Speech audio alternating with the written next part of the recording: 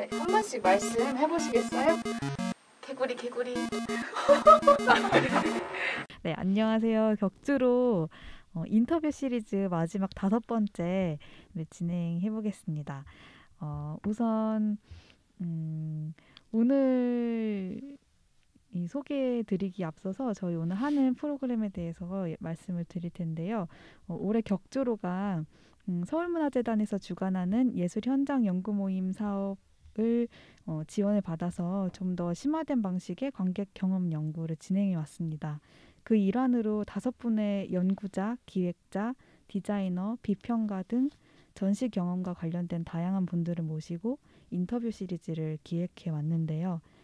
마지막 5화에서는 특별히 작가 비읍 씨와 격주로가 작가 및 관람객이라는 중첩된 자리에서 한국 동시대 미술계와 관객을 바라보고 이에 대한 자유로운 이야기를 펼쳐보려고 합니다. 네, 우선 인사를 드리면 안녕하세요. 저는 으씨이고요. 저는 스씨입니다. 저는 그씨고요. 이씨입니다. 네, 그리고 같이 저는 비읍인가요? 부씨인가요?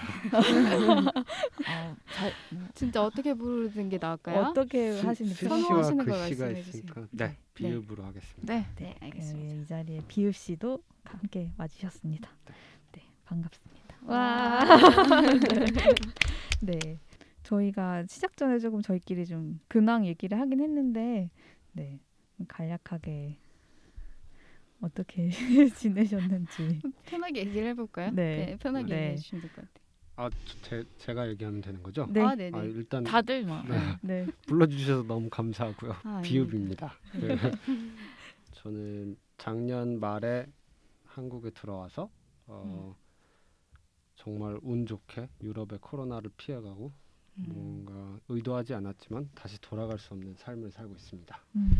그리고 오늘 저번에 이제 다 같이 만나서 제가 이런 얘기 해도 될지는 모르겠는데 주제에 대해서 좀 이야기를 하다가 다들 예술가이시가 활동하는 작가이시기도 하고 저도 작가이자 그리고 미술을 굉장히 애호하는 관객이기도 하기 때문에 어떤 그 작가 누구시라기보다는 전부 다 그런 지금 격주로의 방식에 저도 동참을 해서 진행을 하는 게 옳다는 생각이 들었고요. 그렇게 그 제안을 이제 흔쾌히 받아주셔서 오늘은 비읍이 돼서 네, 여기에 참여하게 되었고요. 저 개인적으로 되게 격주로의 팬이기 때문에 영광으로 생각하고 있습니다. 요새는 한국에 들어와서 이제 몇몇 프로그램을 시작해서 제가 원래 상상했던 것보다 좀 바쁘게 지내고 있고요. 그래서 개인 작업을 많이 못하고 있는 날라리 작가고 덕분에 자존감이 많이 낮아진 상태입니다. 아직 적응 중인 것 같아요. 네. 좀 네. 그렇기 때문에 한국 미술계의 좀 특수성 같은 것들 뭐 우당탕탕 대한민국이라고 하더라고요 누가 그런 것들에 대해서도 좀 많이 배우고 있는 것 같고요. 오늘 자리에서도 조금씩 그런 것들을 이야기할 수 있는 기회가 있으면 좋을 것 같습니다. 네. 네. 많이 얘기해 주시면 좋을 것 같아요. 네. 다른 분들 혹시 뭐 어떻게 전하고 지내고 싶은 근황 있으신가요? 너무 지쳤어요. 저는. 왜 지치셨나요? 2020년 너무 지치네요. 그렇지 않나요? 네. 격주로 좀 지치지 않았나요? 마스크를 덕분에. 끼고 진행하시기 때문인가요? 그런 것 같기도 하고 뭔가 이번에 하는 게 많았다는 느낌 할 때는 몰랐는데 지나고 보니까 오히려 지나고 보니까 피로가 좀 몰려와가지고 고민도 되고 앞으로 또 계속 이렇게 할 것인가 말 것이냐 그런 고민까지 한꺼번에 하다 보니까 더 지치는 것 같아요. 그래서 저는 좀 축 처져 있습니다. 요새. 다른 분들은 어떠세요? 지원 프로그램 그런 다양한 예술계에 있는 프로그램의 장단점인 것 같아요. 그거 덕분에 할 수 있는 것들이 있고 그것 때문에 왠지 내가 못한 것 같은 느낌이 드는 게 있기도 하고 근데 모르겠어요. 근데 저도 없었으면 못했을 것들이 분명히 있기 때문에 좋은 것 같다가도 여전히 내 게으름 때문에 또 뭔가를 놓친 건가 싶기도 한 것 같기도 하고. 네, 그래도 뭐. 저도 좀 연말이라 지치긴 하는데 갑자기 막 약속들이랑 이런 일정들이 좀 한꺼번에 몰려가지고 요새 그냥 되게 정신없이 살고 있어요. 그래서 오늘도 인싸의 연말. 아니야 그런 건 아니고 왜 이렇게 스케줄 관리가 너무 안 돼가지고 막 계속 실수를 하게 되고 막 그런데 그래서 조만간 이걸 싹 다 정리를 하고 저희 활동을 좀 다시 한번 잘 돌아보는 그런 시간을 가지려고 합니다. 얼마 전에 격주로 파티? 맞아요. 네. 잘 하셨나요? 시즌 엔딩 파티를 네, 했습니다. 저희 그날 가고 싶었는데 어. 사당이 아니더라고요. 맞아요. 좀 멀었죠. 그래서 맞아요. 스케줄을 맞출 수가 없었어요. 네, 가회동에서 했는데 네, 좋았습니다. 아기자기하게 재밌게 했어요. 그때는 그간 프로그램 참석해 주신 분들이 그런 분들도 계셨고 워크숍에 참여하셨던 분들도 네. 계셨고 많지는 않았지만 저희 인원이 일단 많기 때문에 네. 많아 보였어요. 네, 저희끼리도 회포도 풀고. 맞아요. 네. 네. 좋네요. 저는 그거 이렇게 다 같이 준비하면서 저희 한 반년 정도 이렇게 했던 것들을 갈무리하는 시간이었잖아요. 그래서 한번 쭉 요 2020년 동안 저희 격주로가 해왔던 것들을 쭉쭉쭉쭉 짚으니까 굉장히 좋더라고요. 저는 되게 우리 왜 이렇게 바빠 막 이렇게 막 살다가 한번 보니까 되게 뿌듯했고. 맞아요. 비읍 씨께서도 약간 어떤 주제에 관련돼서 간략히 얘기를 해주셨는데요. 그래서 오늘 총 3개 큰 주제로 대담을 진행해볼까 해요. 그래서 첫 번째로는 작가, 그러니까 창작자와 관객에 대한 얘기인데요. 창작 과정에서 관객을 고려하고 반영하는 방식이나 관점에 대해서 얘기를 좀 나눠보려고 하고요. 그리고 두 번째로는 작가의 중첩적인 정체성, 작가의 중첩적인 정체성으로 예를 들면 작가가 생활인이기도 하고 관객이기도 하고 지킴이이기도 한 그런 존재로서 중첩된 정체성에 대한 이야기를 나눠보려고 합니다. 그리고 세 번째로 마지막으로는 동시대 미술계에서 관객과 앞으로의 변화 가능성에 대한 얘기를 하려고 하는데요. 창작품의 감상, 유통, 소비, 교육과정 등 예술계의 구조적인 문제와 전시 감상 소비 문제, 그리고 온라인 전시 경험이나 다양한 플랫폼 등 새로운 환경에서의 관객 변화 가능성에 대한 이야기를 좀 총체적으로 나눠보려고 합니다. 그래서 첫 번째 토크 주제로 넘어가 보려고 하는데요. 네, 이에 대해서 한번 글씨가 얘기를 서두를 열어주실까요? 네. 각자 경험에 기반해서 구체적인 얘기를 좀 그냥 편하게 해봤으면 좋겠고요. 그래서 첫 번째로는 그 작가로서 우리가 모두 지금 격주로 각각 글씨, 스씨, 으씨, 이씨도 그렇고 그리고 비읍씨도 그렇고 다들 작가로서 창작 활동을 하고 있는데 그 자기가 작품을 만들거나 전시를 준비하면서 과연 이거를 누가 볼까 또는 어떤 관객에게 어떤 식의 영향을 주거나 인상을 줄까 뭐 이런 식의 상상을 다들 기본적으로 조금씩은 할 것 같은데 그런 과정에 대한 얘기를 좀 해봤으면 좋겠습니다. 특정하게 뭐 완전 타겟팅을 한다거나 또는 뭐 굉장히 뭐 미술관에서 하는 것처럼 뭐 인구학적으로 관객을 분석한다거나 뭐 이런 것과는 다르게 저희 각자가 설정하고 있는 게 있거나 또는 없을 것 같아요. 그래서 그런 얘기들을 관객에 대해서 설정하는 그런 과정들을 좀 얘기를 해봤으면 좋겠어요. 어떤 분이 먼저 말씀을 해볼까요? 이런 식으로. 제가 말하기 시작하면 항상 이렇게 대담 주제가 산으로 갈 것 같아서 네, 뭐 그래도 괜찮으시면 저부터. 물론이죠. 네. 저희 이번 개인전을 얼마 전에 제 기억으로는 얼마 전에 했는데 이제 거기에서 처음에 굉장히 오랫동안 기획했던 전시고 개인전이라는 형식을 통해서만 보여줄 수 있는 방식이라고 생각을 했기 때문에 개인전을 처음으로 이제 해본 거였고요. 근데 거기에서 원래 기획에서는 어떤 그 시뮬레이션을 만들어 놓고 전시장 안에서의 판매를 통해서 이제 판매한 금액으로 제가 저를 고용해서 거기서 노동 활동을 하게 만드는 그 시뮬레이션에 이제 관객들을 끌어들이는 거 저는 어떤 로징 게임이라고 그거를 생각했는데요. 왜냐하면 누군가가 작품들을 사가면 볼 수 있는 그 가시적인 거리들은 줄어들고 누군가 사가지 않으면 이제 이 구조 시뮬레이션은 더 이상 작동하지 않게 되기 때문에 왜냐하면 제가 저한테 지불할 수 있는 금액을 제가 이제 벌어들이는 금액이 넘어서는 순간 이건 이제 종료되고 그 작동이 중단된 상태에서 보여주고 싶었어요. 그게 제가 상상하는 최종 전시 포맷이었고, 근데 사실 이거를 진행을 하다 보니까 관객들에게 저는 이 시뮬레이션에 참여하고 안 하고의 문제는 자율성에 맡겨져 있다라는 생각이 들었어요.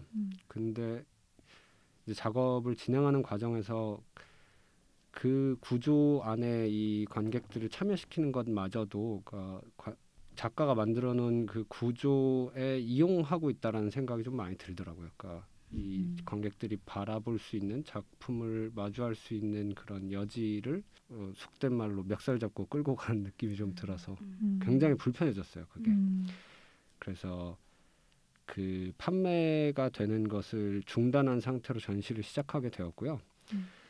그 누군가가 구매 의사를 밝힌 경우에는 그게 짧은 이제 극과 같은 이제 서사 같은 거를 만들었어요. 지금 말씀드렸던 것처럼 원래 생각했던 구조 그리고 이 극이 끝날 수밖에 없었던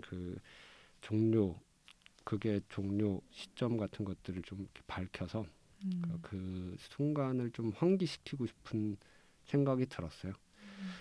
그래서 어떤 말씀드리고 싶었던 거는 올해는 굉장히 생각이 많아지더라고요. 내가 어디까지 컨트롤할 수 있는지, 그리고 사실은 제가 이것이 극이었다는 것을 밝히는 시점을 둔 것 또한 하나의 연출이지만 어떤 방식의 연출을 선택할 것인가? 그거는 이제 격주로님들이 만들어주신 이 질문에 해당하는 것 같아요. 그러니까 관객 설정이 좀 특수했던 것 같다는 생각이 좀 들더라고요.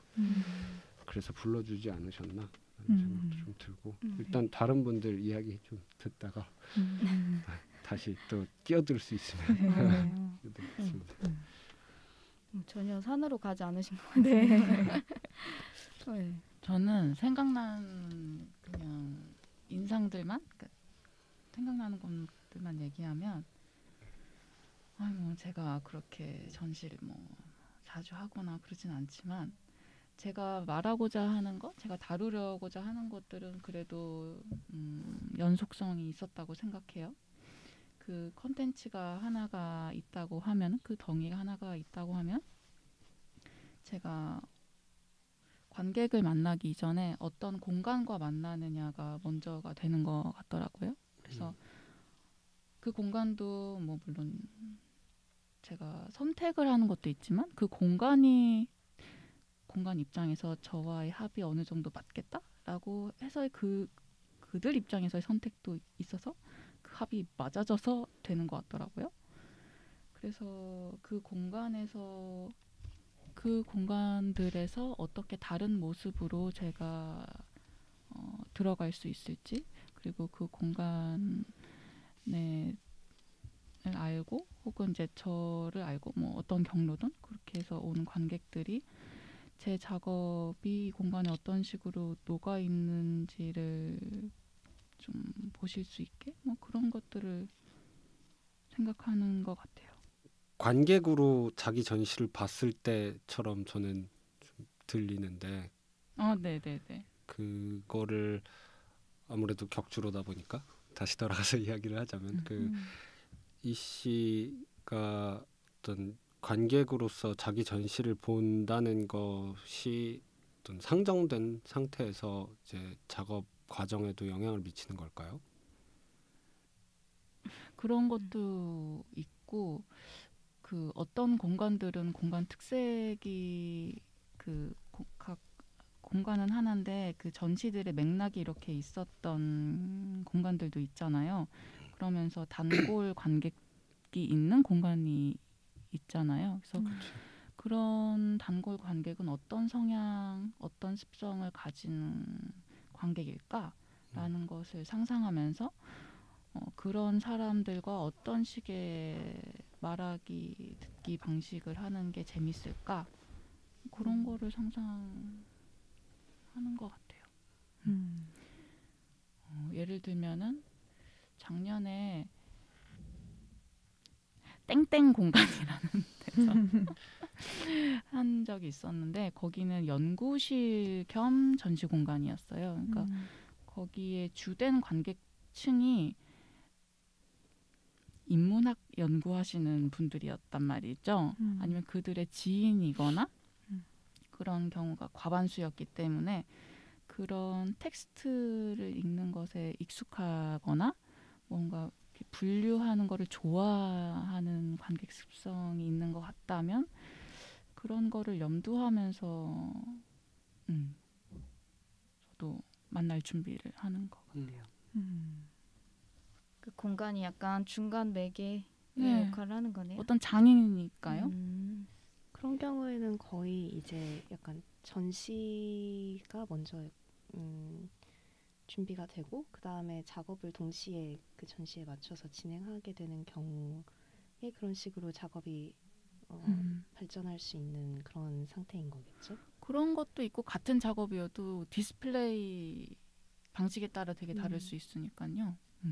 그런 되게 어렵네요. 얘기 들으면서도 막 내가 관객 엄청 어렵잖아 막 이 생각을 하고 있었어요. 그러게요. 이런 거가 근데 좀 또 밑에 준비해 주신 질문들이 좀 궁금해져서 그러니까 방금 이제 어느 정도 전시 그 특수한 전시장에 어떤 해당하는 또는 거기에 자주 오시는 관객들을 말씀을 해주셨는데 거기에서 좀 전혀 예상하지 못한 피드백이나 아니면 그건 이제 관객층을 설정을 어느 정도 하신 것처럼 들었거든요. 네. 근데 꼭 그분들만 볼 수 있는 거는 아니기는 하죠. 네. 뭐 실제 현장에서 관객을 만나본 적도 있으세요? 그러면 그 본인이 예상하는 관객. 네, 예상한 경우에는 사실 예상한 대로도 많이 보시기도 하시는데 그것도 사실 제 추측에 근거해서 좁게 설정한 거니까 항상 조금씩 엇나가고 그런 엇나갈 때 적극적이신 분들은 이렇게 봤다 저렇게 봤다 이렇게 제가 있으면 이렇게 말씀을 해주시니까 이런 변수도 있구나 이런 것들을 알고 그런 식으로 해석이 가능하구나 아니면 이런 다른 방식으로 내 작업을 보는 게 가능하구나 이런 경로도 가능하구나라는 걸 알게 되면서 다른 시점에서 제 전시를 이해하게 되는 게 재밌더라고요. 저는 일단 관객을 생각한다고 했을 때 저도 사실 전시를 한 지 좀 오래되긴 했지만 일단 관객이라는 대상을 제 감각을 오롯이 좀 전해주고 싶은 대상처럼 생각을 하는 것 같아요. 제가 작업을 할 때 혹은 뭐 기획을 하거나 홍보를 할 때 홍보를 통해서도 이 작가가 어떤 창작자가 의도하는 게 홍보를 통해서 좀 더 단계를 밟아가면서 작가의 의도가 잘 전달되길 원하는 걸 항상 희망하거든요. 그런데 그게 조금 가끔은 욕심 같은 느낌이 들 때도 있어요. 마치 약간 관계에서, 그러니까 뭐 연애를 하든 아니면 친구 사이든 나 내 마음 좀 알아줬으면 좋겠어 하는 그런 욕심 같은 거 있잖아요. 근데 그런 게 창작의 어떤 시작이 되는 것 같아요. 저는. 그래서 이게 뭔가 관객이 어떤 제가 마련해 놓은 장치들에서 미끄러져서 놓치지 않을까 하는 생각을 항상 생각하면서 그걸 다듬는 방식으로 작업을 구상하고 진행하는 것 같고요. 근데 하지만 항상 실패하는 것 같고 그 다음에 그 관객이 도대체 뭘 느꼈는지 알 길이 없는 것으로 끝나면서 창작력이 사라지는 것 같아요. 저는. 그러니까 뭔가 항상 그래서 작업을 하고 나면은 성취감보다는 뭐랄까 기분이 안 좋아요. 현타가 오죠. 네, 그러니까 좀 그래서 좀 이게 작업이라는 게 그냥 일단 자기 만족의 비중을 좀 높여야겠구나라는 생각을 요새 많이 하고 있습니다. 그래서 근데 그런 갈증과 불만족은 다 한 개인이 다 다르기 때문에서 출발하는 것 같아요. 진짜 같은 사람이 하나도 없고 다 다른 생각과 다른 몸과 기억과 뭐 성격과 여러 가지 것들이 다 너무나 많은 경우의 수로 있어서 물론 그것들을 되게 아우르는 어떤 공감의 장을 여는 게 예술의 힘이기도 한데 근데 꼭 공감을 하기 위해서 작업을 한다기보다 어쨌든 그런 걸 자꾸 의식을 하게 되는 것 같아요.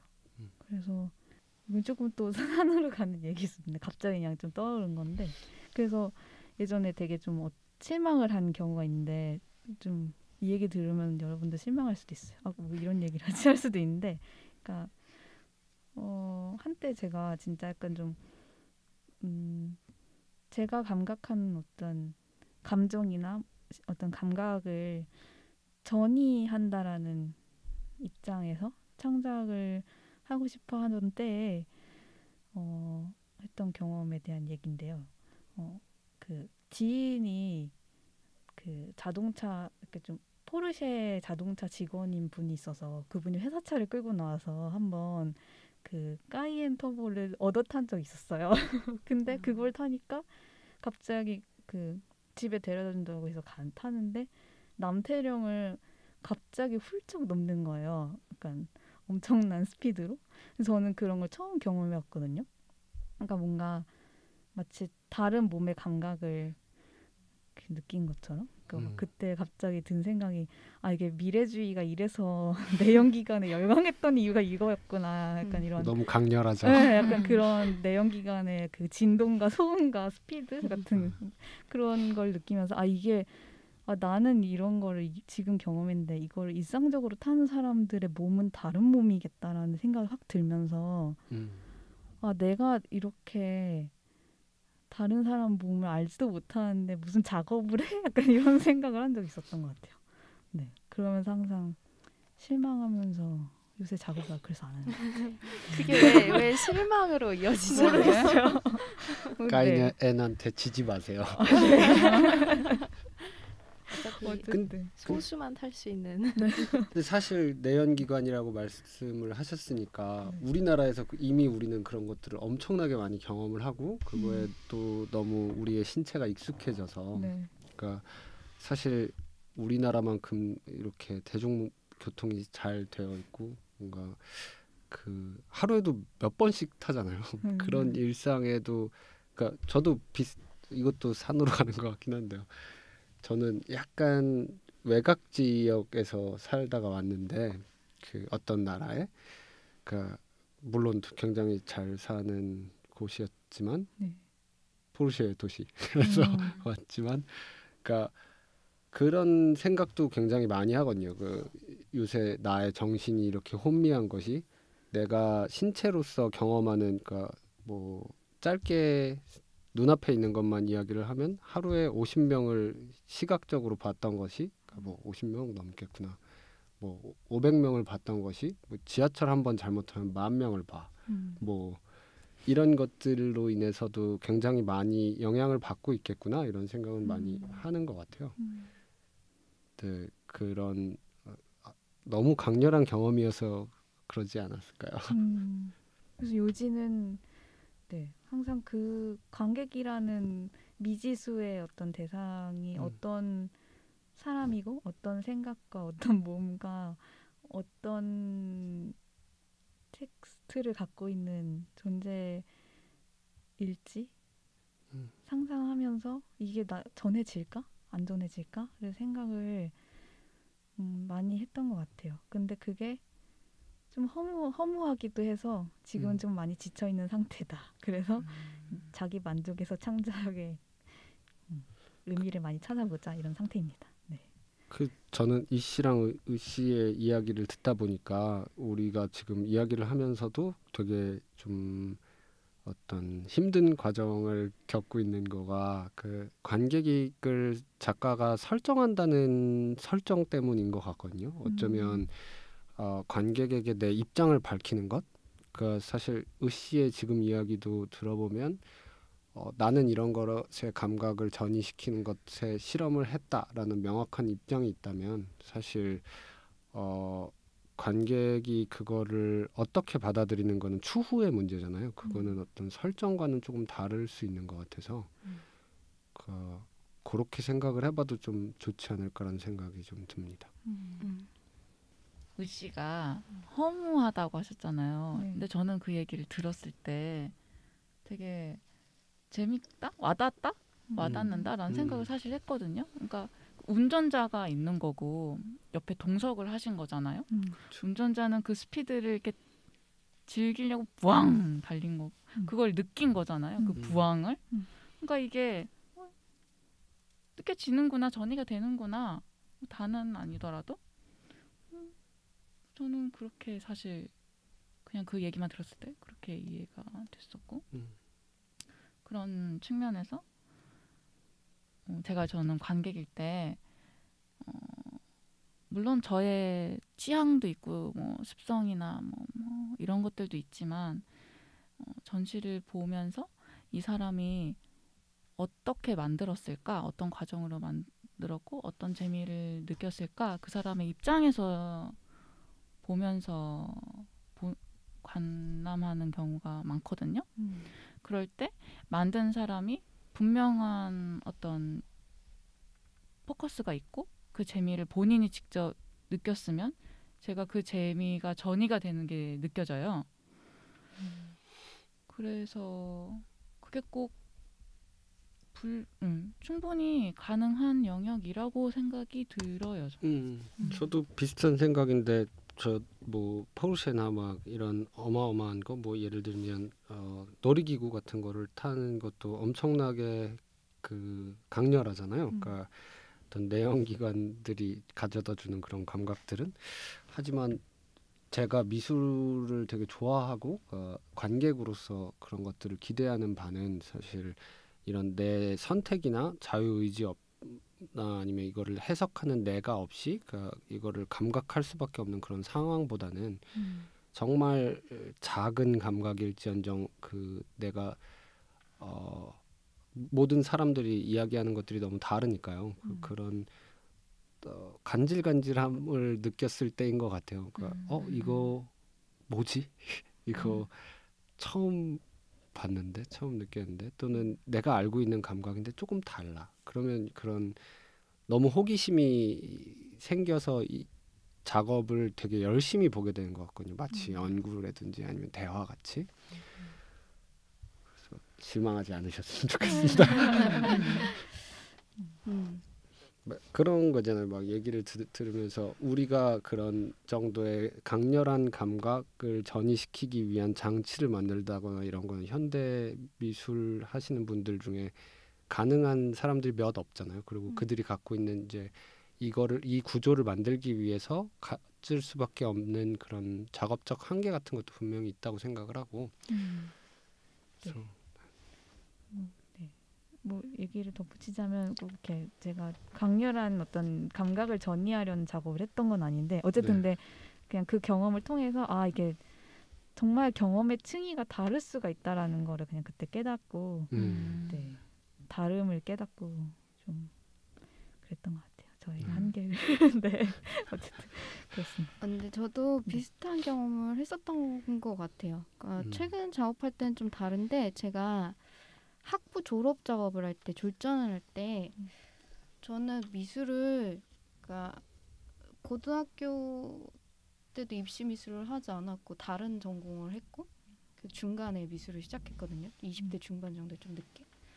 그래서 미술을 시작하긴 했는데 어떤 식으로 접근해야 될지 되게 많이 고민을 했어요. 뭐 다들 고민하겠지만 그래서 졸전을 하는데 이걸 어떻게 해야 될지 모르겠는 거예요. 대체 졸전에 누가 와서 보는지도 모르겠고 누가 와서 보는지도 모르겠는데 어떻게 만들어야 되는지 모르겠고 막 엄청 모르겠어가지고 결국에는 뭔가 그냥 많이들 그런 시도하죠. 그냥 개인적인 얘기를 하는 거죠. 누군 어떤 공적인 얘기가 아니라 사적인 얘기를 그냥 하는 건데 그거를 또 많은 그런 시도를 하죠. 좀 약간 편지 같은 느낌인 거죠. 어떤 특정한 대상을 정해놓고 그 사람한테 하는 메시지를 작품 속에 넣는 식으로 했는데 그때는 같은 학교 다니는 학생을 약간 완전 초점을 두고 타겟팅을 하고서 같은 동기는 아니었는데 어쨌든 같이 학교에 다니는 그 사람에 대한 얘기를 했어요. 거기서.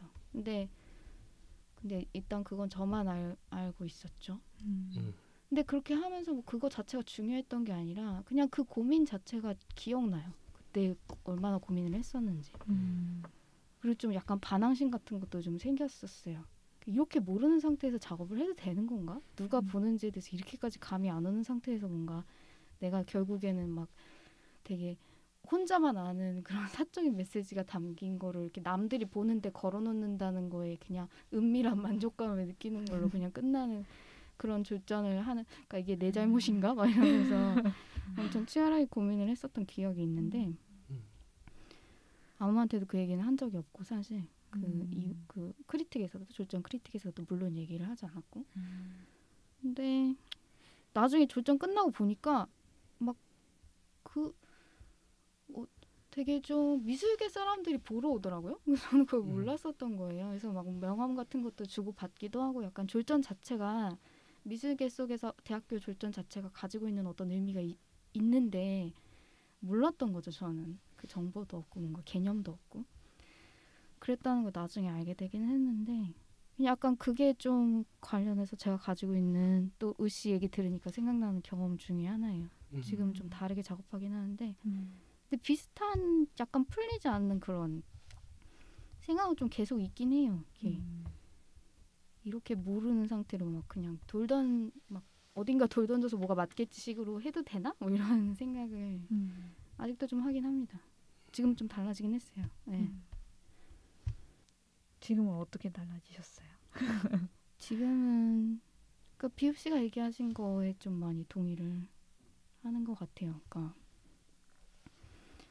뭔가 완전 자기만족의 영역뿐만도 아니고 그리고 또 뭔가 되게 항상 사실 이거는 다음 주제에서 얘기하면 더 좋을 것 같기도 한데 어쨌든 제가 웹툰 쪽 일 같은 거를 조금씩 하고 캐릭터 원화 디자인이나 뭐 이런 것도 좀 일을 했었어서 회사에서 그때는 그림을 그릴 때 누가 보고 왜 이걸 구입하고 이 타입이 어떤 그 시장적인 가치가 있는지 엄청 명확하거든요. 그래서 그림을 그리는 단계에서 그것들이 다 결정되어 있는데 그렇기 때문에 그런 경험들이 있으니까 그런 게 없는 그 예술 분야에서는 어떤 방식으로 이미지를 창조하거나 뭔가를 만들어내야 될지 그 간극 속에서 생각하니까 오히려 더 갈등을 했었던 것 같은데 그러니까 상대적으로 아예 없다고 생각하는 거죠. 현대미술에 없는 것 같아. 그런 거 아예 없는 것 같아. 다 자유로운 것 같아. 이렇게 생각하면서 접근하니까 더 헷갈렸던 것 같고 시간이 지날수록 사실 있는 것 같아요. 그러니까 졸전에도 그 특정하게 그 졸전이 가지고 있는 미술계 속에서 사람들이 또 누군가 보고 와서 뭔가 이름을 또 어느 정도 알리고 뭐 이런 식의 뭔가 있었는데 내가 몰랐던 것처럼 뭔가 있는 것 같아. 현대미술에서도 작품을 보는 특정한 관객 이 씨가 말한 그 공간의 특정 공간에서 이렇게 좀 더 이렇게 좁혀질 수 있는 범위의 관객이라든지 있는 것 같다는 생각을 좀 구체적으로 있는 것 같다는 생각을 좀 하고 있어서 구체적으로 좀 구체하고 있는데 뭐 얘기하기가 좀 어렵긴 하네요. 네. 지금 준비가 좀 많이 안 됐어서.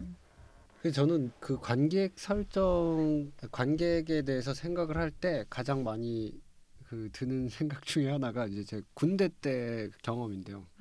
막 청소 시간에 막 이렇게 엄청 열심히 청소를 하고 있었어요. 근데 그 항상 청소 시간에 그 가요 프로그램 같은 걸 틀어놔요 TV에. 그때 그 아이비 노래가 막 나오고 있었어요. 너무 옛날 아니에요? 그래서 나이도 밝혀지고 다 밝혀진 것 같네요. 노래가 너무 안 좋은 거예요. 뭐 저런 걸 불러. 그리고 딱 봤는데 명곡이야. 그러니까 비주얼을 보니까 갑자기 이게 명곡이 되었어요.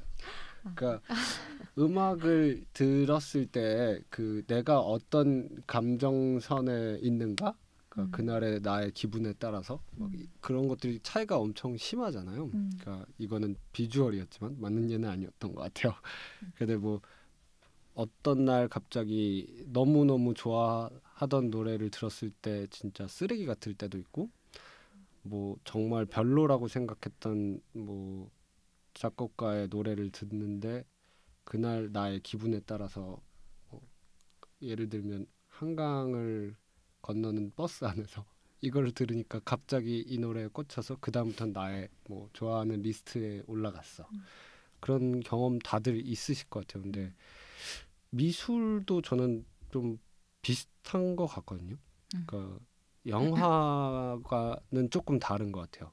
영화는 그런 영화관이라는 특수성이 있어서 그 거기에서는 이제 관객도 중요하지 않고 이 스페이스도 사실은 뭐 중요하지 않아지는 것 같고, 더 프라이빗하게 저는 뭐 접근할 수 있는 공간이라고 생각을 하고 있는데, 그 미술관은 조금 다른 것 같아요. 또는 이제 보통의 전시관은 사실 그 순간에 마주하는 것이 되게 큰 영향을 미치는 것 같아서, 그러니까 관객의 층을 사실 뭐 연구한다고 해도 이 사람들은 엄청나게 유동적인 거죠. 그러니까 가만히 있지 않고, 그러니까 하루가 다르게 다른 생각들을 가지고 나이가 뭐 내년엔 또 다른 사람이 되어 있고, 그리고 우리가 생각했던 사람들은 늙어버리고 이제 또 다른 세대들이 새로운 생각을 가지고 또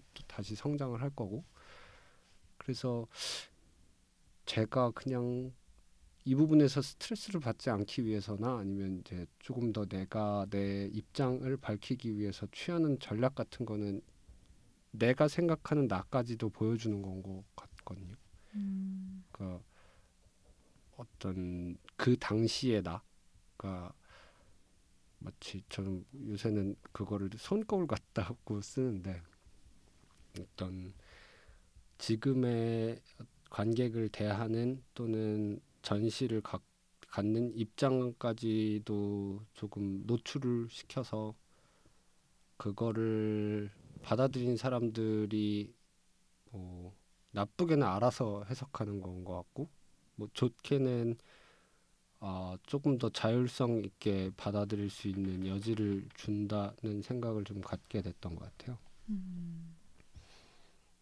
그러니까 조금 뭐라 그래야죠? 마음은 편해지더라고요. 조금 더 나중에 이 얘기를 가지고 이야기해볼 기회들도 몇 번 있었던 것 같고. 그 마음이 편해진다는 게 되게 저한테 잘 와닿네요.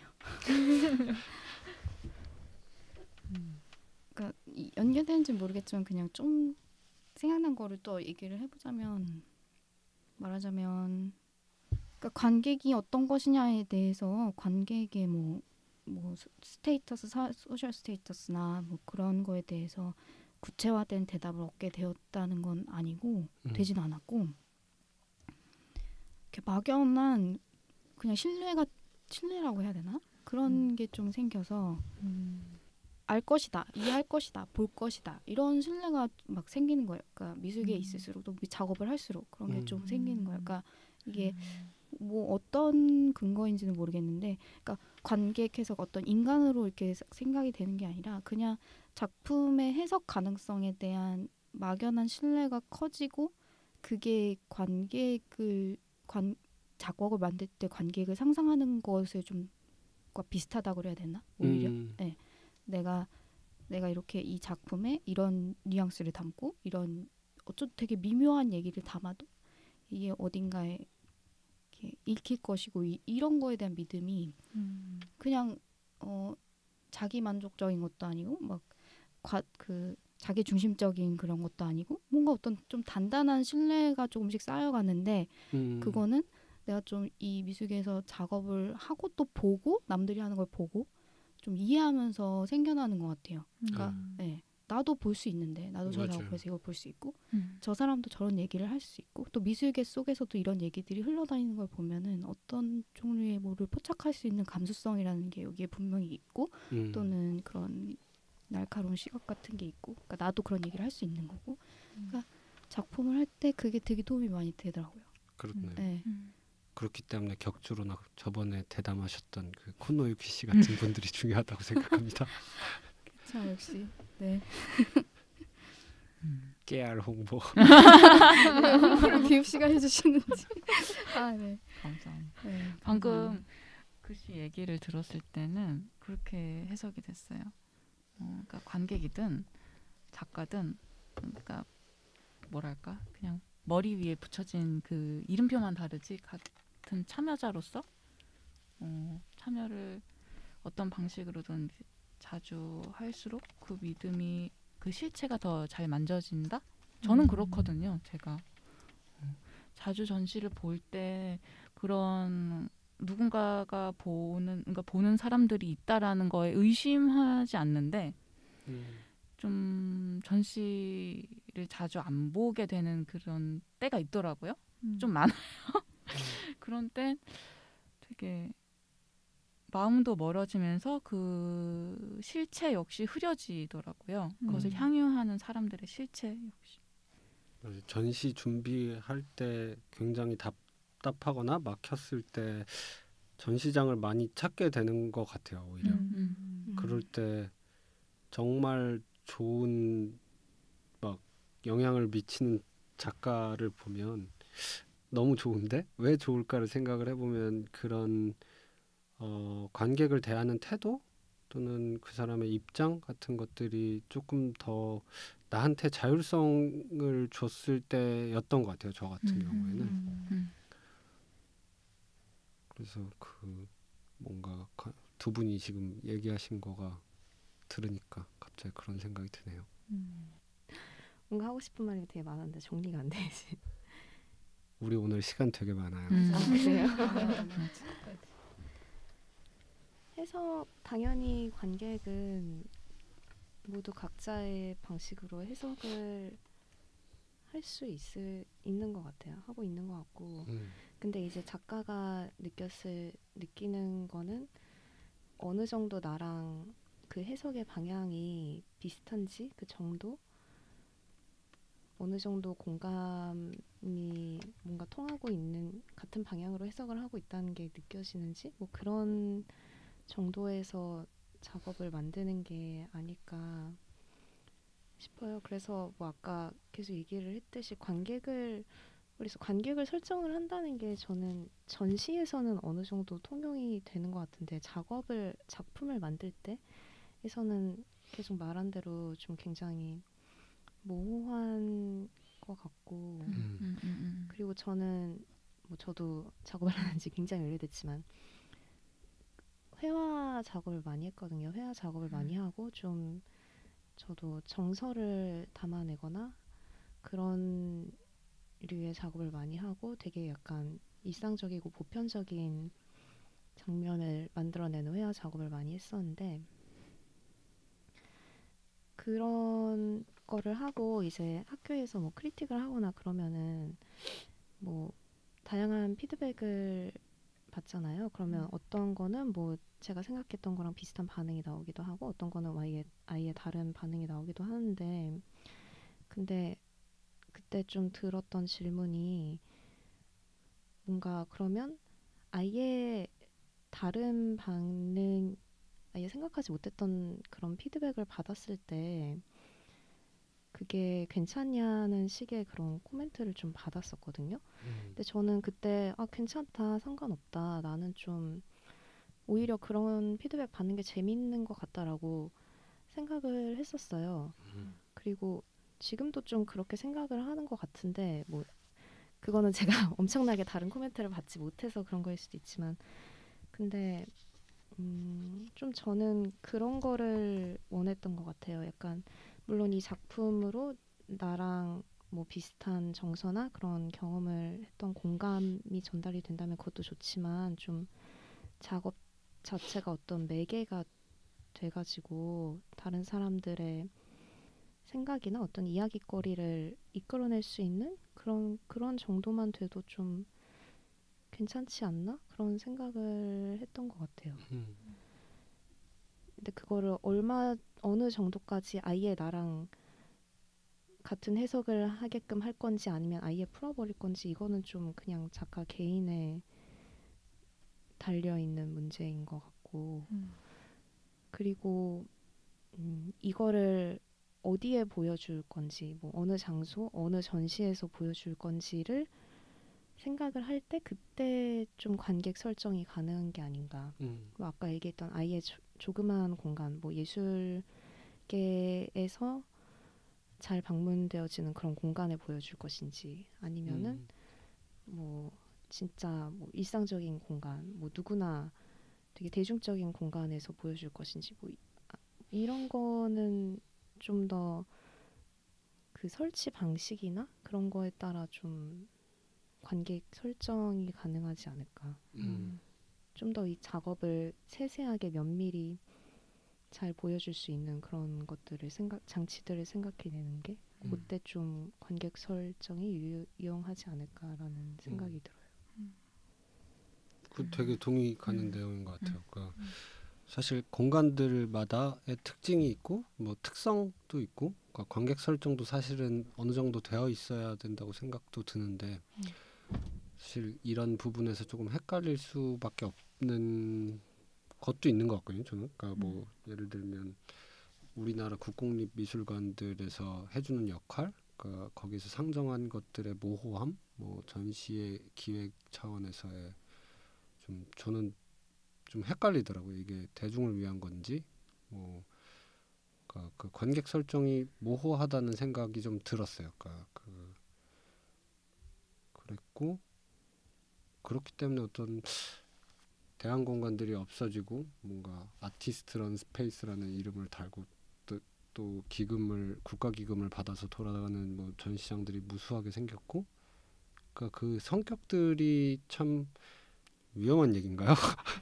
애매한 것들이 많은 것 같아요. 저는 그래서 수치가 얘기해주신 그런 성격이 좀 명확한 공간들이 있으면 사실 거기에서 내가 전시라는 기획을 할 때 이제 공간과 그러니까 어떤 내가 내 전시 이번 전시 기획과 상정하는 공간들이 이제 생길 거 아니에요.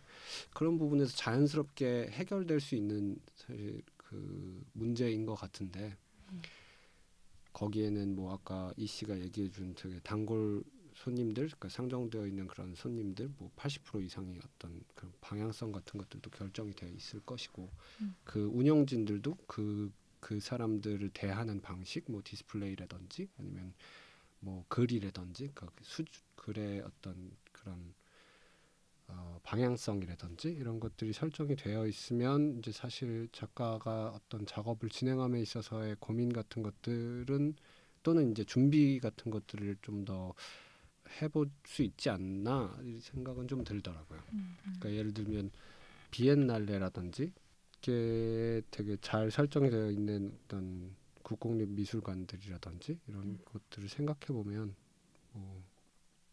근데 참 그런 부분이 해결하기 위해서는 또는 막 이야기 되어지지도 잘 않는 것 같긴 하지만 역사가 이렇게 오랫동안 이렇게 쌓여온 데이터베이스가 우리나라에서 그렇게 많지 않기 때문에 그런 것들이 좀 아직 시간이 좀 필요하지 않나 그런 생각이 좀 드네요. 그 부분은 네 여러 방면에서 그러니까 관객에 대한 뭐 설정이라든지 그런 쪽에서 그러니까 여러 가지 레이어로 이렇게 접근해 볼 수 있는 문제인 것 같긴 해요. 공간에 대한 거든 전시 성격에 대한 거든 그런 것까지 염두에 두고 좀 설정을 하면 아무래도 관객 설정에 좀 더 직접적으로 작가가 창작자로서 접근할 수 있는 것 같긴 합니다. 작업 제작 방식 과정에서 그 이전 단계에서 관객이라든지 어떤 작품의 소통 여부 정도 이런 거의 설정은 작가마다 좀 다를 수 있는 것 같다고 얘기될 수 있는 것 같아요. 제 생각에 자기 작업이나 자기 전시는 어쩔 수 없는 것 같아요. 관객으로서의 자기의 취향과 닮아 있다? 그게 뭐가 먼저인지 모르겠는데 저는 그런 것 같아요. 예를 들면 저는 전시를 보러 갈 때 텍스트를 잘 안 보게 된단 말이에요. 그럼 저 거를 만들 때도 그런 것들을 신경 쓰게 되는 것 같아요. 텍스트가 있다면 그게 꼭 어떤 역할을 했으면 좋겠다? 제가 재미있게 아까 비읍 씨가 말씀하신 것처럼 제가 관객으로서 인상 깊었던 되게 재미있었던 전시 관람으로서의 진짜 어떤 가치를 막 인상 깊게 느꼈던 것들을 영향을 받아서 꼭 그렇게는 아니지만 분명히 무의식 중에 영향을 받는다고 봐요. 받아서 다른 방식으로 창작자의 창작을 통해서 다른 모습으로 나온다고 생각해요. 얘기가 자연스럽게 다음 토크 주제로 넘어가는 것 같은데요. 뭐냐면 이렇게 작가의 중첩적인 정체성에 대한 얘기인데 그 작가이자 관객인 그런 정체성에 대해서 또 이어서 더 얘기해 볼 수 있을 것 같아요. 그러니까 저희 격주로도 저희들이 다 동시대 미술 전시의 주요 관객 중 하나인 작가의 입장에서 전시를 리뷰를 하고 있거든요. 그래서 그런 정체성에서 고민하는 지점들이 많이 있는데 그래서 이 토크에 참여한 멤버들 모두 작가이자 관객으로 생계를 위한 직업을 지닌 노동자, 생활인으로서 또는 현대미술뿐만 아니라 뭐 연극이나 건축, 디자인, 출판, 기획 등 다양한 분야에서 창작자로서 중첩적인 정체성을 지니고 있어요. 그래서 이런 상황에서 전시 관람이나 혹은 자기의 창작이나 이런 것들이 어떤 영향을 미칠 수 있는지 얘기해 볼 수 있을 것 같아요. 그래서 아까 이 씨도 그거에 관련돼서 얘기를 해주신 것 같고요. 그래서 관객으로서 하지만 동시에 작가로서 뭔가를 본다는 것이 자기 창작에 어떻게 영향을 미치는지에 대해서 얘기해 볼 수도 있을 것 같아요. 전 되게 나쁜 관객인 것 같아요. 왜요? 작가가 설정해 놓은 그 의도가 보였을 때 거기에 웬만하면 좀 반항을 한번 해보는 편이에요. 그래서 어떻게 보라라는 게 뚜렷하게 보였을 때 좀 하기가 싫더라고요. 그래서 일부러 좀 앉으면 안 될 곳에 앉아본다던가 그러니까 뭐 만지는 정도의 나쁜 일은 아니지만 뭔가 수행해야 되는 것들은 좀 다르게 해보고 싶더라고요. 그래서 더 관객은 어려운 사람들이지라는 생각을 갖고 있나 봐요. 본인이 그렇게. 근데 왜 전시장을 가거나 이제 작업을 보면 그런 의도들이 확연히 이제 많이 어느 정도 다니는 사람들한테는 그 정도 언어가 보이는 것 같아요. 그러니까 이게 작동 방식이라든지, 그러니까 이건 내가 만져야 되겠구나 안 되겠다라는 거를 감각적으로 어느 순간 제가 알고 있더라고요. 맞아요.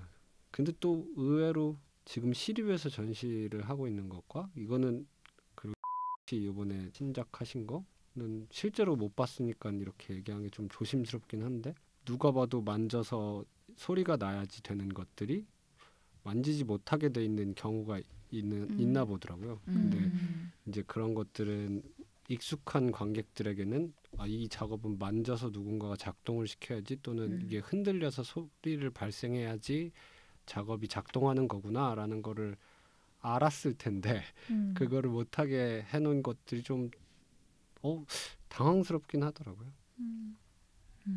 이거는 의도를 만들어 놓고 하지 말는 건 새로운 방식인가? 그쵸. 그런 경우는 오히려 되게 그게 또 다른 메시지처럼 좀 박히잖아요. 뭔가 그러니까 의자 작업이고 앉아야 되는데 못 앉게 해놓고 이러면 그 제스처 자체가 되게 아예 차라리 뭐 참여적이거나 뭔가 이렇게 직접적으로 개입할 수 있는 여지가 없는 작업처럼 여겨졌을 때보다 오히려 그거에 대해서 좀 비판적인 생각을 하게 만들고. 그렇죠. 네, 그런 경우가 있죠. 맞아요. 많은 사람들이 그렇게 바라볼 것 같아요. 그러니까 이번에 시립에서 전시 중인 그거는 이제 작품은 사람들이 이걸 너무 많이 만지니까 그 앞에 지킴이 분이 한 분이 따로 계시더라고요.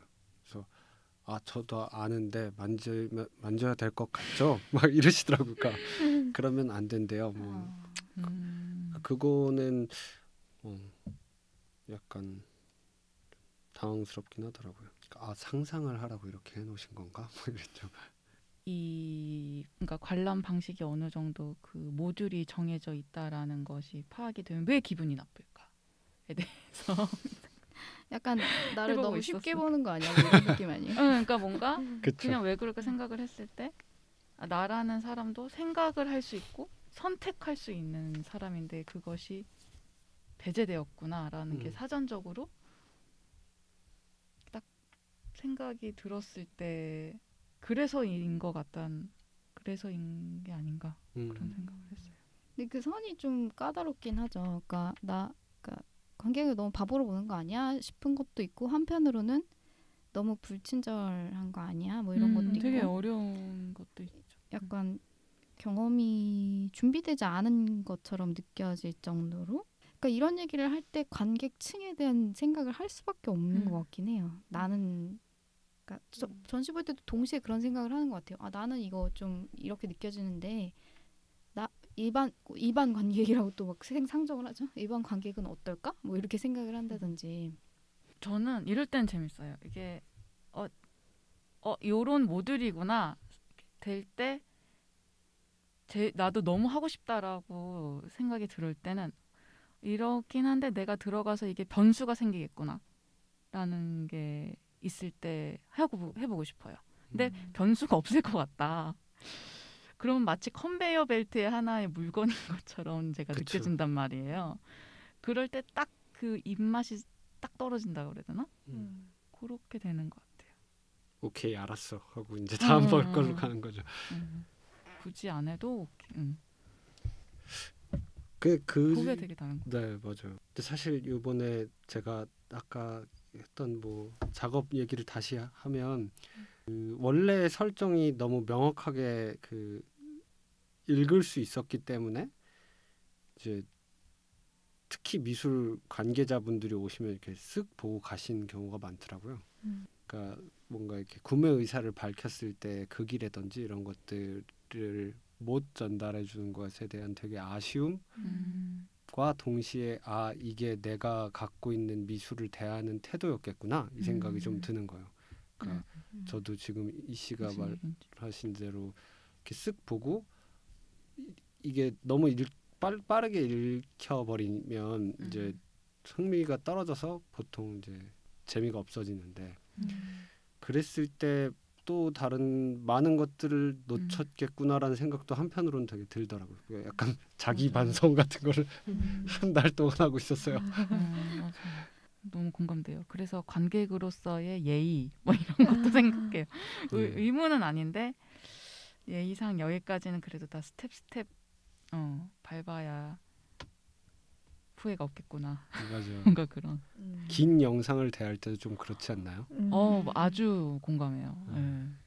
오케이 이것까진 봐주겠어. 맞아요. 도전적인 태도로. 맞아요. 그래서 제가 하는 태도는 영상이 되게 길다. 근데 뭔가 이렇게 꿀꺽꿀꺽 삼키면서 봐야 되는 것 같다. 그러면은 그때 페이퍼를 꺼내요. 페이퍼를 보면서 멀티태스킹을 하는 거죠. 그렇게 많이 접근하시는 것 같아요. 많이들 하는 것 같아요. 이렇게 귀로는 영상을 듣고 눈으로는 그 페이퍼를 보면서 뭔가 재밌는 거 나온 것 같다 하면 슬쩍 봤다가 영상 때문에 페이퍼 색깔이 살짝 바뀌면 이제 다시 맞아.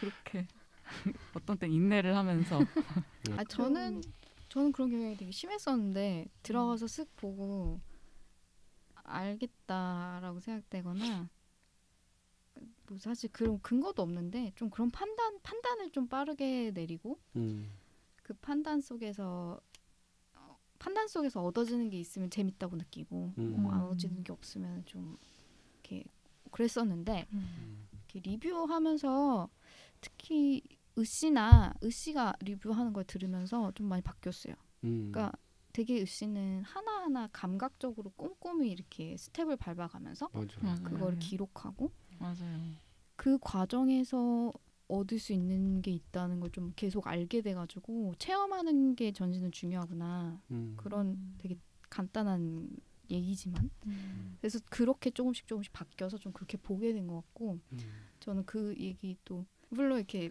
그 구입의 구조라든지 이런 게 파악이 되는데 이렇게 사보면 다를 것 같은 거예요. 직접 사보면 뭔가 다르지 않을까. 이건 진짜 사보고 싶다 이래서 여쭤봤더니 다른 얘기를 해주시더라고요.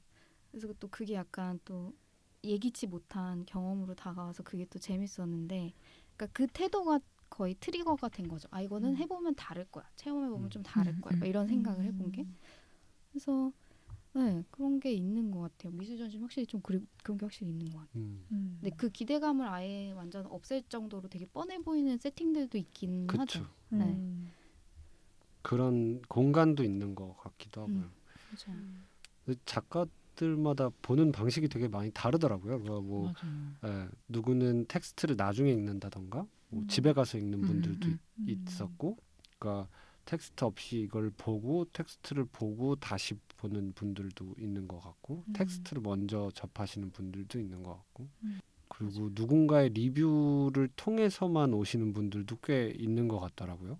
얘기를 들어보면. 그러니까 그리고 관객이 작업을 하고 계시는 경우에 심심치 않게 이런 것 같아요. 본인이 예를 들어 평면 작업을 하고 계시면 그게 더 잘 보이는 거예요. 그렇죠.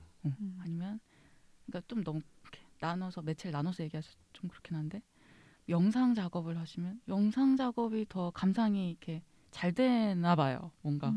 그래서 저는 그런 걸 보는 것도 재밌었던 것 같아요. 관심 아무래도 본인이 지금 현재 집중하고 있는 관심사와 좀 겹치는 전시들은 꼭 보고 싶긴 하잖아요. 그런 거는 뭐 또 굳이 갔으니까 열심히 보게 되는 거. 저는 한국 작가 거는 그냥 작업부터 보고 외국 작가는 거의 글을 먼저 읽게 되더라고요.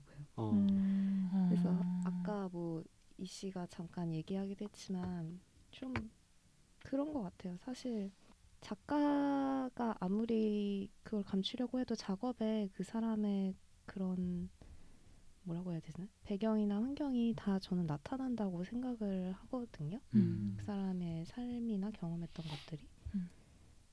그래서 뭔가 비슷한 그런 경험을 한 사람, 뭐 같은 동시대 한국 작가면은 더 잘 쉽게 읽히는 게 대부분인 것 같아요. 아예 막 진짜 내가 모르는 얘기를 하고 있거나 이러지 않는 이상. 그리고 막 외국 작가 거는 진짜 내가 모르는 어떤 문화의 것을 얘기를 하는 작가이면은 그때는 저는 그래 그러면 영상 작업이면 그래 뭐 내가 다 끝까지 한번 봐준다 약간 이런 느낌으로 작업을 좀 더 열심히 보려고 하는 그런 게 좀 있는 것 같아요. 약간 우리나라에 이제 소개되는 외국 작가들이 기획을 이제 끼고 들어오는 경우가 많아서 더 그런 것 같긴 해요. 저도 글을 보면 좀 이 기획이라든지 이 작가를 소개하는 방식이라든지 이런 것들이 보이기 때문에 좀 더 보게 되는 것 같긴 하거든요. 그러니까 아는 작가라고 하더라도 맞아요. 전시와 함께 제공되는 글쓰기 방식 자체도 좀 달라지는 것 같고 사실 뭐 죽었는지 안 죽었는지도 모르니까 모르는 작가인 경우에는 일단 그런 것들을 확인하게 되긴 하는 것 같아요. 저도 재밌네요.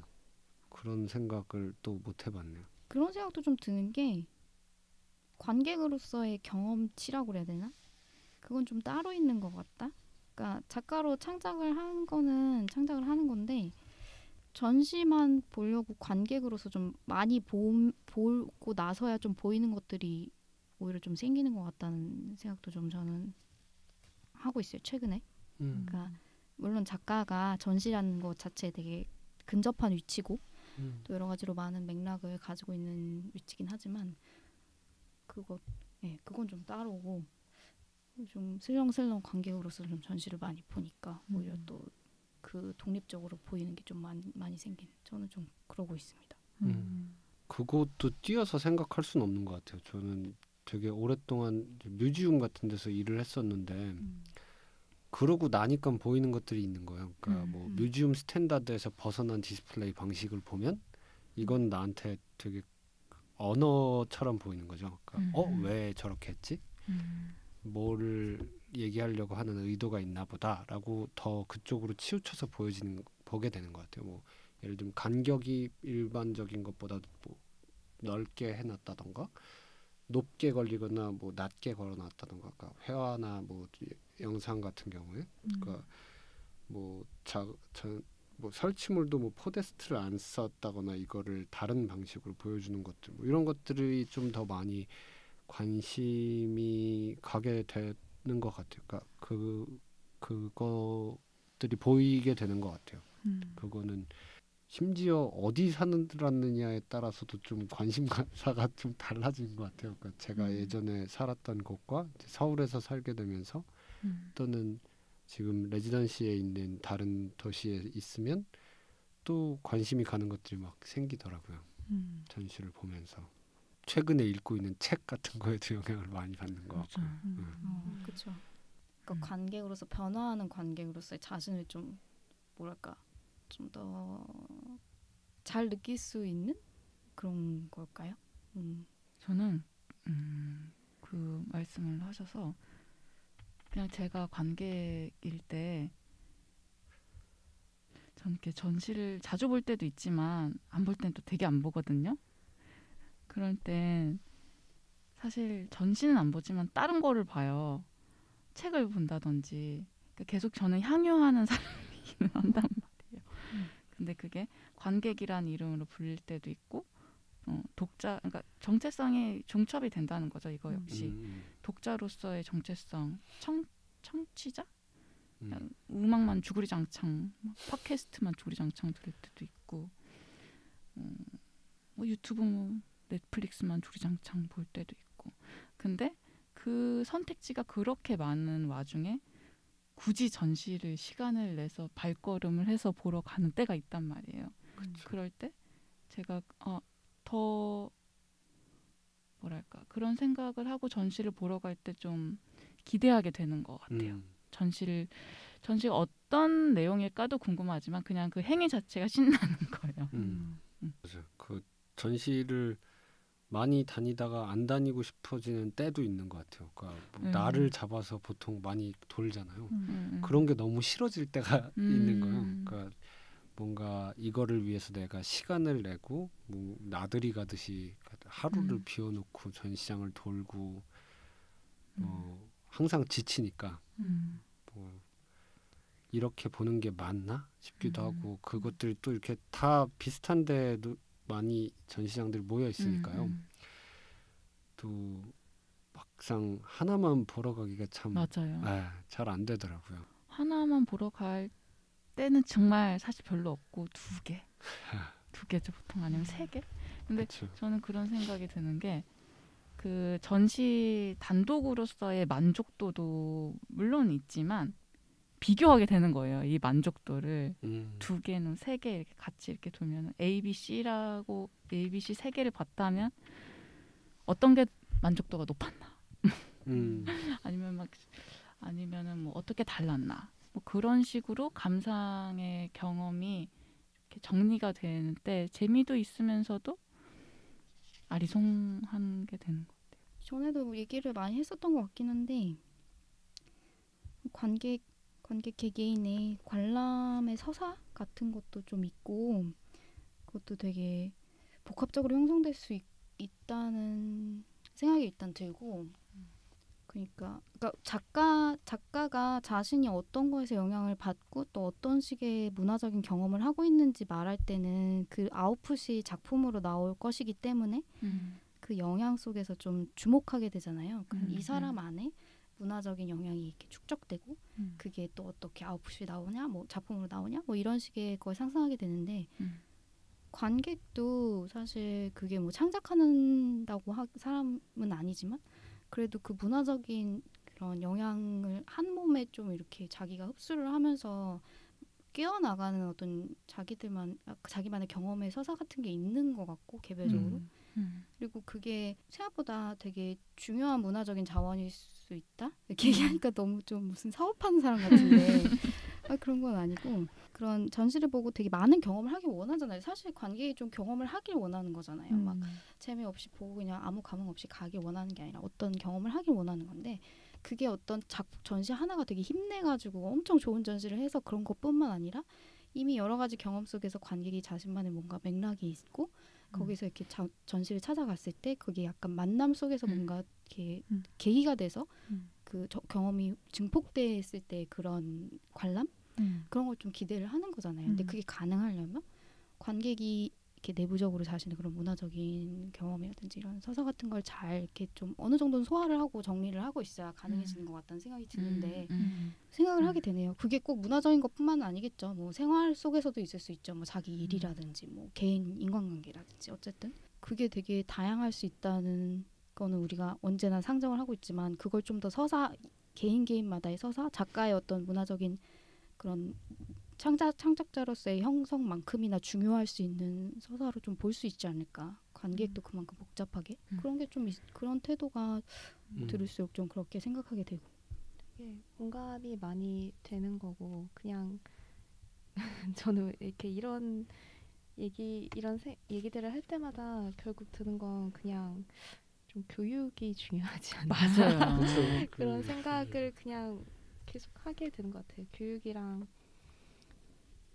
그런 문화적으로 좀 관객들이 더 많이 자기의 경험에 대해 얘기하고 생각해보고 이런 것들을 좀 할 수 있게끔 준비시켜 줄 수 있는 그런 분위기를 조성하는 것 그게 좀 중요하지 않나라는 생각을 계속 하게 되는 것 같아요. 그리고 사실 다들 할 수 있고 충분히 하고 싶을 거라고 저는 생각해요. 그냥 개인적으로. 근데 그냥 그런 분위기가 잘 형성이 안 돼 있나? 그런 생각을 좀 하는 것 같아요. 얼마 전에 친구랑 좀 재밌는 얘기를 나눴는데 그 친구가 이야기하는 우리나라 그 교육이라든지 그런 미술을 하는 미술계의 되게 큰 문제점이 기금이라든지 어쨌든 이거는 럭셔리 문화고 그러니까 돈이 흘러나오는 루트가 사실 다일 수도 있는데 그게 굉장히 한정적이라는 거예요. 그러니까 어떤 상업화랑도 제대로 돌아가고 있지 않고 그러니까 사실 그럴 수밖에 없다는 거죠. 왜냐하면 이제 프라이빗 컬렉터의 문화가 서양의 경우에 400년 역사를 가지고 있고 뮤지엄은 그 이후에 이제 기껏해봐야 뭐 오래되지 않은 역사인데 그러니까 어떤 대중들을 위해서 향유하는 문화로서의 접근은 근데 우리나라의 이 컬렉팅 문화라고 보자면 정말 얼마 안 됐잖아요. 그리고 그 친구가 지적해 준 것 중에 하나는 어떤 서양의 컬렉팅 문화의 역사를 보자면 이게 크리스찬들이 그 재화를 쌓는 방식과 굉장히 영향을 주고받은 것 같다는 거예요. 그러니까 부를 추척하는 거에 대한 그 죄의식을 어떤 예술과 또 다른 이제 숭고함으로써 이거를 채우게 되는 것인데 사실 우리가 그 한국의 역사에서 어떤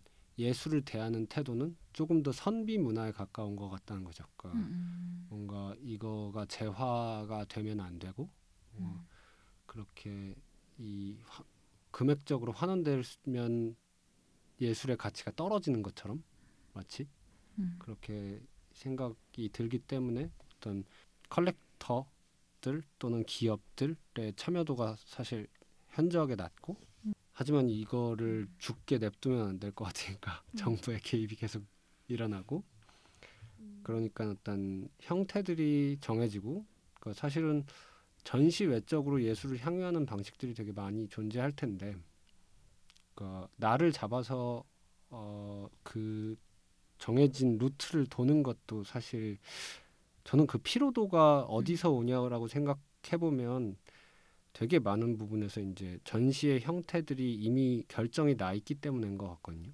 그런 것들이 좀 뭐 얘기했었는지 까먹었네요. 그런 부분에서 이제 한계들이 많이 생기는 것 같아요. 이게 써놓고 왜 얘기를 시작해야겠네요. 죄송합니다. 전시의 형태가 결정이 돼 있다는 게 무슨 말이에요? 그러니까 전시장에서 일어나는 한 달 동안의 이벤트라든지 뭐 작가 우리가 흔히 생각하는 어떤 전시라는 것이 있잖아요. 그게 사실 올해 얼마나 유약한 시스템인지도 많이 봤고, 그러니까 새로운 시도들이라든지 이런 것들이 충분히 더 가능하고 많이 이미 있고 더 시도를 해볼 수 있을 텐데 그런 것들의 여지가 좀 적은 것 같다는 생각은 좀 드는 거죠. 그래서 뭐 새로운 게 좋은 건 아니지만 어떤 이거를 마주했을 때 내가 생각하는 그냥 전시의 형태에서 크게 벗어나지 않는 것 이거를 몇 개 정해진 곳들을 이렇게 돌면서 생각해봐야 100개도 안 되는 것 같거든요. 그게 주는 피로도? 그런 거에 어떤 문제 의식이 있었기 때문에 제 생각엔 그래도 최근은 아니지만 더 스크랩이라든지 언리밋이라든지 그런 게 파생적으로 나온 것 같기는 해요. 맞아요. 네. 저는 언리밋 하면은 그래도 보러 가거든요. 그냥 이걸 뭐라고 그래야 되나? 관객이면서도 구매자라는 느낌이 강해요. 근데 가는 이유는 그러니까 가면은 진짜 많은 거를 볼 수 있고 종합 선물 세트를 보는 느낌. 되게 손쉽게 작가들의 작품을 이렇게 저렴하게 이렇게 뭐랄까 포켓에 넣을 수 있는 그런 느낌이 좋더라고요. 그래서 그것도 특히 좀 드로잉 하시는 분들에게는 또 다른 그게 다 충족이 되는 건 아니지만 어떤 한 일정 부분의 대안으로서 작용을 해왔던 게 아닌가 싶은 생각이 들었었어요. 코로나 이전.